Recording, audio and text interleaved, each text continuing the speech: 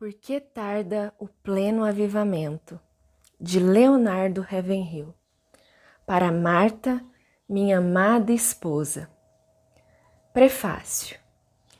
Os grandes complexos industriais mantêm em seu quadro de funcionários alguns operários que prestam serviço apenas quando ocorre uma falha em algum setor da fábrica. Assim, se uma máquina apresenta algum defeito, eles são convocados e comparecem ao local para identificar o problema e solucioná-lo. E tudo volta a funcionar a contento. Esses homens não se preocupam com sistemas que estão operando bem. Especializam-se em localizar e corrigir defeitos. No reino de Deus ocorre algo semelhante. Deus também sempre tem de prontidão seus especialistas, cuja principal função é cuidar das falhas morais, ou melhor dizendo, do declínio espiritual de uma nação ou igreja. Exemplos desse tipo de indivíduo foram Elias, Jeremias, Malaquias e outros iguais a eles que em momentos críticos da humanidade surgiram no cenário da história para repreender, condenar ou exortar o povo de Deus em nome dele e da justiça. Quando o povo de Israel ou a igreja se achavam em condições normais, esses sacerdotes, pastores ou mestres trabalhavam silenciosamente, passando quase despercebidos. Mas, assim que se desviavam um pouco das veredas da verdade, esse especialista se levantava para intervir. Parece que possuía um instinto especial, capaz de detectar problemas, o que fazia com que logo corresse ao auxílio do Senhor e do seu povo. Geralmente, esse tipo de pessoa tinha a tendência de ser radical, de ter atitudes drásticas e ser até certo ponto violento. E os curiosos que se pusessem a observar o seu trabalho provavelmente o taxariam de extremista, fanático e negativista. E num certo sentido, não deixavam de ter razão. Ele era um homem de um propósito só, de caráter severo, destemido, e esses eram justamente os atributos que as circunstâncias exigiam.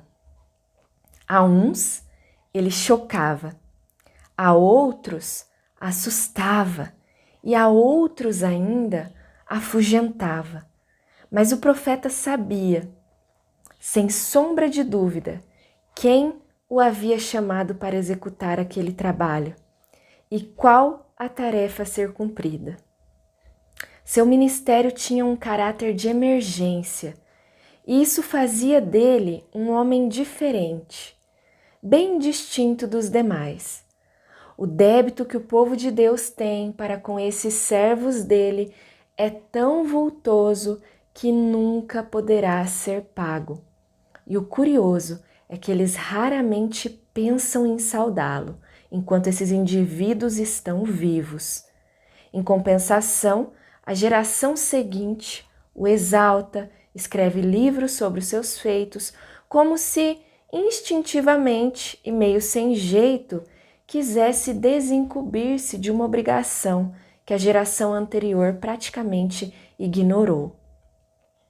Quem conhece Leonardo Ravenhill vê nele esse especialista espiritual, esse homem enviado por Deus, não para realizar um ministério na obra regular da igreja, mas para fazer frente aos profetas de Baal, desafiando-os em seu próprio território, para envergonhar os negligentes sacerdotes que oficiam no altar, para enfrentar os falsos profetas e advertir o povo que está sendo desviado do caminho certo por influência deles. Um homem como esse, às vezes, não é companhia muito apreciada. O evangelista profissional que sai correndo do culto assim que ele se encerra e vai para um restaurante de luxo contar piadinhas com seus amigos, talvez o considere uma presença embaraçosa, pois ele não é desses que conseguem silenciar a voz do Espírito Santo em seu coração como quem fecha uma torneira. Aleluia! Ele insiste em ser um crente fiel o tempo todo, onde quer que esteja, e nisso também se distingue de muita gente. Quando se trata de Leonardo Ravenhill, é impossível ter uma posição indiferente. Seus conhecidos podem ser divididos em dois grupos: aqueles que o amam e admiram profundamente, e aqueles que o detestam e odeiam. E o que se diz dele pode-se dizer também de seus livros e deste livro. Ao encerrar a leitura, o leitor ou procura logo um lugar silencioso para orar, ou o atira longe, irritado, fechando o coração às suas exortações e apelos. Nem todos os livros, nem mesmo os bons livros, podem ser considerados uma mensagem enviada direto do céu. Mas acredito que este o seja. E o é, porque seu autor é uma voz do alto, e o espírito dele fala por suas próprias páginas. A. W. Tozer. Prefácio da edição brasileira. Avivamento. Sem dúvida, esta é uma das palavras mais desgastadas no vocabulário evangélico brasileiro. Mas quando Leonardo Ravenhill escreve sobre avivamento, ele não toma partido entre carismáticos e tradicionais e nem toma conhecimento das questões debatidas entre eles. Para ele, a questão não é se tocamos bateria em nossos templos ou se levantamos as mãos no culto de louvor. Ele nos chama a levantar um clamor a Deus para que Ele fenda os céus e desça com poder e autoridade para tornar o seu nome notório na presença de seus adversários, fazendo as nações tremerem diante dele. Leonardo Ravenhill não brinca em serviço e não dá moleza para quem está com a vida acomodada na igreja do Senhor.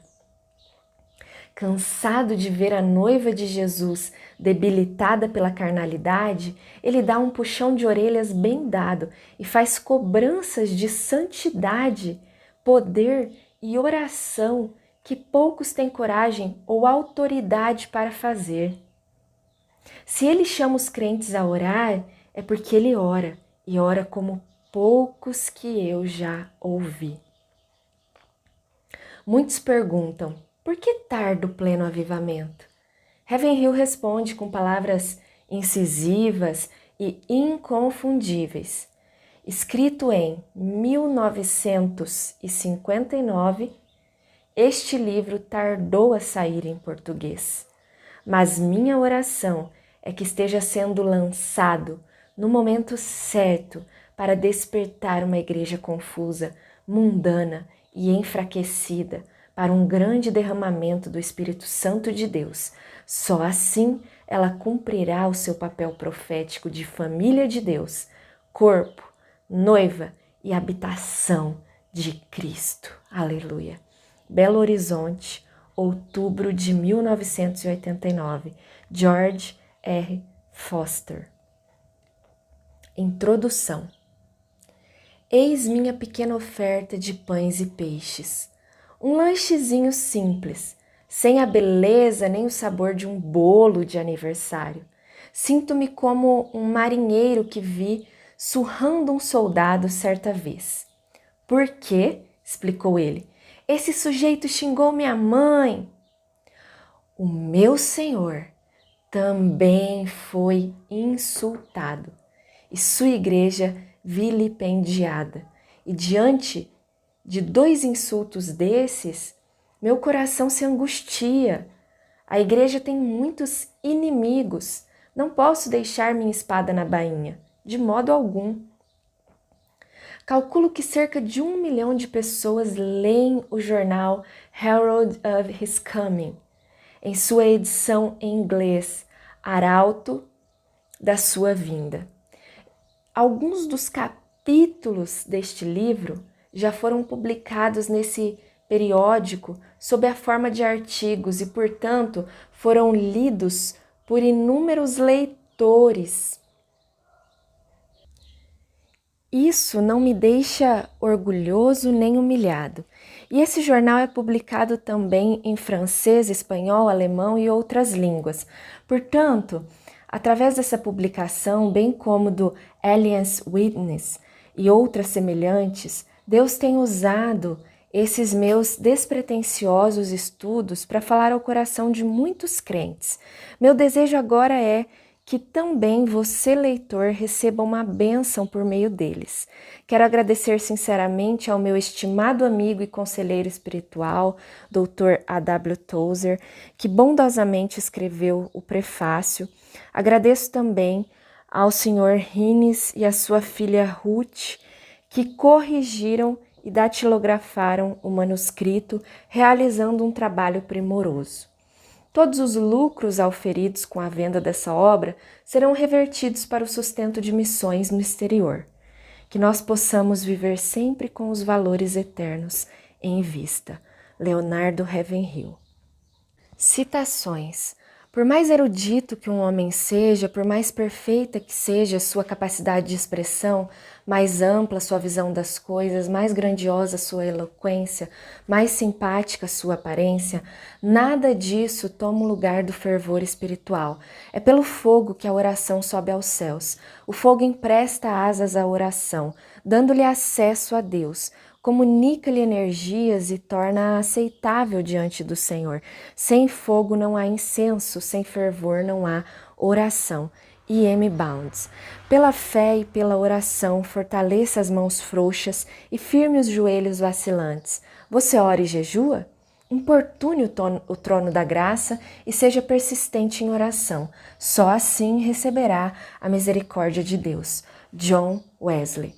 Antes de viver um grande avivamento, Martin Booth passava horas e horas, dias e dias e até noites em oração, intercedendo sozinho, agonizando perante Deus. Mas quando ele pregava, sua palavra era como fogo e o coração dos ouvintes como capim seco.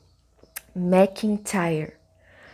Existem muitos crentes que não sabem orar, mas tentam cultivar a santa arte da intercessão, por meio de esforço pessoal e determinação e frequentando grupos de oração, mas nada consegue. Na verdade, o segredo de uma verdadeira vida de oração, para esses, bem como para todos nós, é enchei-vos do Espírito, que é o mesmo Espírito de graça e de súplicas. Reverendo Stuart Holden.